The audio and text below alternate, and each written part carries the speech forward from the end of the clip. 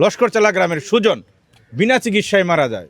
এই যে তার স্ত্রী এবং এই যে সন্তানটা একটু দেখবেন, 1.5 বছরের সন্তান, এই যে মেয়েটা, এই মেয়েগুলাকে এতিম করে সুজন চলে গেছে।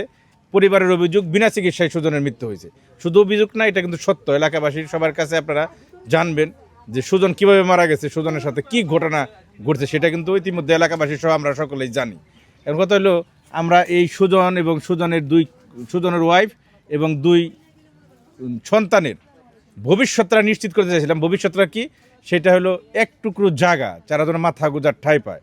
তাদের কিন্তু এখন বর্তমানে মানুষের বাড়িতে তারা আশ্রিত।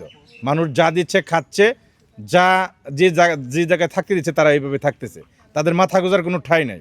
কথা হলো, আমরা চাইছিলাম এই যে ওনার শ্বশুর সুজনের যে বাবা কফিল উদ্দিন আমাদের সাথে স্বীকারও করছিল যে কিছুটা জায়গা পোলার বোন নামে না দিক, নাতির নামে কিছু লিখে দেবে।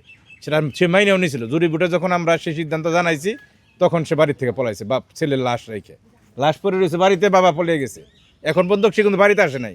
এই কবির উদ্দিন কিন্তু এখন পর্যন্ত এই গ্রামে নাই, সে কিন্তু পলাতক। এটাই বলবো, পলাতক বলাটাই উচিত, কারণ সে এখন পর্যন্ত এই নাতিনাতকুর কির খোঁজখবর নাই। পোলার মরা মৃতদেহ তো দেখে নাই, পোলার কবরটাও দেখে নাই। এখন আমরা একটু জানতে চাই ওনার কাছে যে যেহেতু এই দীর্ঘ ঢাকা থেকে সাংবাদিক ভাইরা আসছে, তাদের মানে আমি তো সব কিছু জানি, তারপর তাদের জন্য একটু জানতে চাই যে আপনার শ্বশুর শাশুড়ি আপনার বিয়ের পরে মানে আপনাদের উপরে কেন বিরূপ হইলো, কেন আপনাদের কেন দেখতে পারতো না আপনাকে?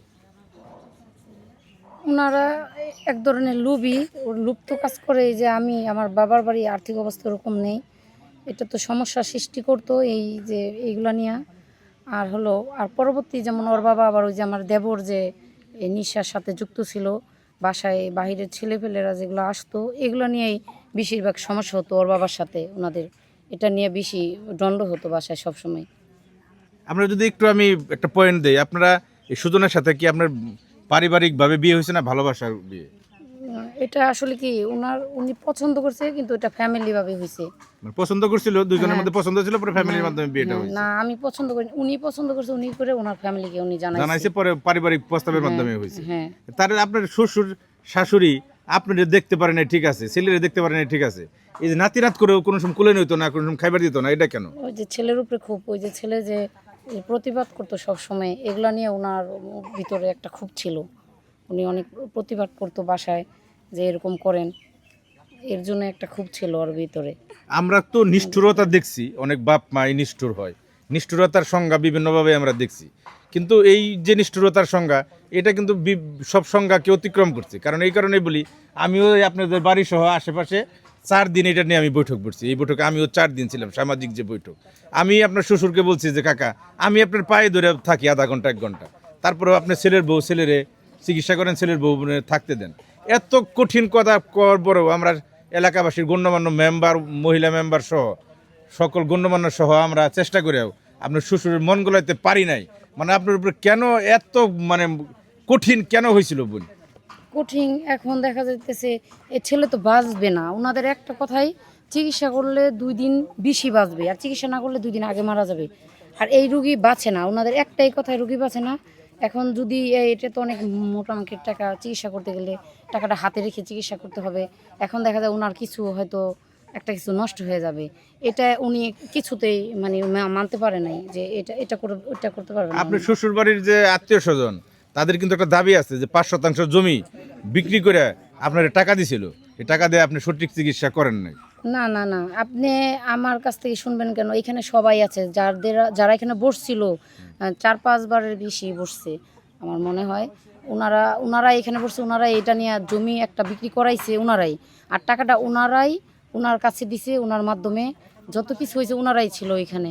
এই টাকাটা আনছে ঠিকই, উনি ওই যে পিছনে আপনি যাই দেখেন একটা ফ্ল্যাট করছে ওইখানে ওই ফ্ল্যাটটা করছে, ওইখানে ওই টাকাগুলো ঢালছে। কিন্তু ওইখান থেকে দিচ্ছে, কিছু টাকা দিচ্ছে, আপনি 40,000 টাকার মতন ওনারা যখন এসে চাপ দিছে, তখন 39,000 টাকা ওনার দেওয়া হয়েছে। তারপরে দেখা যায় ওই টাকাটা আবার ট্রিটমেন্ট শেষ হয়ে গেছে, আবার যখন টাকা চাইছি তখন দেখা যাইতেছে আবারও এই যে একই সমস্যাই হয়েছে, চিকিৎসা গ্যাপ গেছে, আবার করছি আবার গ্যাপ গেছে, এইভাবেই উনি আর কি এই এতদিন আর কি গেছে এইভাবেই। আচ্ছা, আমরা সাধারণত যারা দেখি যে বাবা একটু কঠিন হইলেও মা কিন্তু সন্তানের প্রতি সবসময় থাকে, মানে বেশি সদয় থাকে।